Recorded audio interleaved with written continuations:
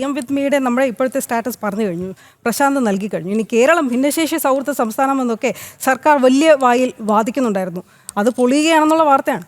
പെൻഷനിലും ആനുകൂല്യങ്ങളിലും ഒക്കെ ഭിന്നശേഷിക്കാർക്ക് മറ്റുള്ളവരെക്കാൾ 25% വർധനവ് നൽകണമെന്ന് കേന്ദ്ര നിയമമുണ്ട്. പക്ഷേ ഇത് കേരള സർക്കാർ നടപ്പിലാക്കുന്നുണ്ടോ എന്ന ചോദ്യമുണ്ട്. ഇല്ല, നടപ്പിലാക്കുന്നില്ല എന്ന് തന്നെയാണ് രേഖകൾ തെളിയിക്കുന്നത്.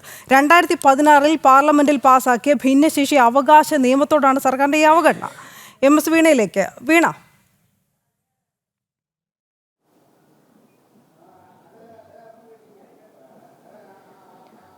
ഏറ്റവും പ്രധാനപ്പെട്ട കാര്യം ഇതുമായി പറയേണ്ടത് കുറച്ച് ദിവസങ്ങൾക്ക് മുമ്പാണ് സംസ്ഥാനത്ത് അതിദാരിദ്ര്യമുക്ത പ്രഖ്യാപനം സംസ്ഥാന സർക്കാർ നടത്തിയത്.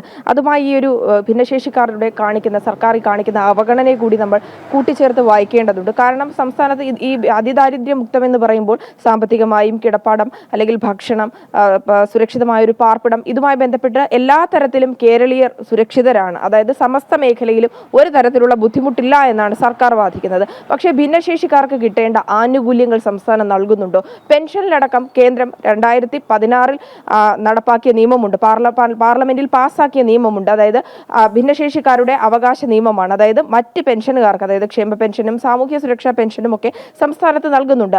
അവരെയൊക്കെ താരതമ്യം ചെയ്യുമ്പോൾ അതിൽ നിന്ന് 25% വർധനവിലാണ് ഇവർക്ക് നൽകേണ്ടത്, ഭിന്നശേഷിക്കാർക്ക് നൽകേണ്ടത്. എന്നാൽ ഈ ഒരു പദ്ധതി ഇതുവരെ നടപ്പാക്കിയിട്ടില്ല എന്നുള്ളതാണ് വാസ്തവം. ഭിന്നശേഷിക്കാർ കേരളത്തിൽ 8 ലക്ഷത്തിലധികം പേരുണ്ട്. എന്നാൽ ഈ ഒരു പെൻഷൻ വാങ്ങുന്നതിൽ പലതരത്തിലുള്ള മാനദണ്ഡങ്ങൾ കൂടി നിലനിൽക്കുന്നുണ്ട്. മറ്റ് സംസ്ഥാനങ്ങളുമായി താരതമ്യം ചെയ്യുകയാണെങ്കിൽ കേരളത്തിൽ ഈ മാനദണ്ഡങ്ങളും ഒപ്പം തന്നെ ഇത്തരത്തിലുള്ള ആനുകൂല്യങ്ങളും നൽകാതെ ഭിന്നശേഷിക്കാരെ പാടെ അവഗണിക്കുന്ന ഒരു നിലപാടാണ് സംസ്ഥാന സർക്കാർ സ്വീകരിക്കുന്നത്.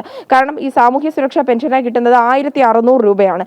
25% വർധനവ് കൂടിയാകുമ്പോൾ അതിൽ കൂടുതൽ തുക അവർക്ക് ലഭിക്കേണ്ടതാണ്. അതായത് 2000 രൂപയ്ക്ക് മുകളിൽ അവർക്ക് ലഭിക്കേണ്ടതാണ്. മാത്രമല്ല ഇപ്പോൾ ഈ തദ്ദേശ തിരഞ്ഞെടുപ്പൊക്കെ മുന്നിൽ കണ്ടുകൊണ്ട് വോട്ടൊക്കെ ലക്ഷ്യം വെച്ചുകൊണ്ട് അടുത്തിടെ മുഖ്യമന്ത്രി അടക്കം ചില പ്രഖ്യാപനങ്ങളൊക്കെ നടത്തി. അതായത് ഇനി വരുന്ന നാളുകൾ ഡിസംബർ മുതലൊക്കെ ഈ ക്ഷേമ പെൻഷൻ വർധനവുണ്ടാകുമെന്നുള്ളത്. മാത്രമല്ല ഇതിനു മുമ്പ് സംസ്ഥാനത്തെ ക്ഷേമ പെൻഷൻ അടക്കം വിതരണം അടക്കം മുടങ്ങിയ ഒരു സാഹചര്യമുണ്ട്. ഒരു തരത്തിലും ഈ ഭിന്നശേഷി സൗഹൃദ സംസ്ഥാനമല്ല കേരളം എന്നുള്ളതാണ്. അത്തരത്തിൽ സർക്കാരിന് ആത്മാർത്ഥത ഉണ്ടായിരുന്നുവെങ്കിൽ 2016 നടപ്പാക്കിയ നിയമം കേരളത്തിൽ ഇതുവരെ നടപ്പാക്കിയിട്ടില്ല. ഭിന്നശേഷിക്കാർക്ക് അധികമായിട്ടുള്ള ഒരു പരിഗണനയും നൽകുന്നില്ല. സാധാരണ ക്ഷേമ പെൻഷൻ കിട്ടുന്ന അതേ തുക തന്നെയാണ് ഭിന്നശേഷിക്കാർക്ക് നൽകുന്നത്. ഈ കേന്ദ്ര നിയമത്തിൽ എടുത്തു പറയുന്നുണ്ട് 25% ആനുകൂല്യം മറ്റുള്ളവരെക്കാൾ ഇവർക്ക് നൽകണമെന്നുള്ള. ആ ആനുകൂല്യം നൽകുന്ന കാര്യത്തിൽ കേരളം കൈമലർത്തുകയാണ്. വിശദമായി തന്നെ വരും മണിക്കൂറുകളിൽ പരിശോധിക്കാം. MS വീണയാണ് വിശദാംശങ്ങൾ നൽകിയത്.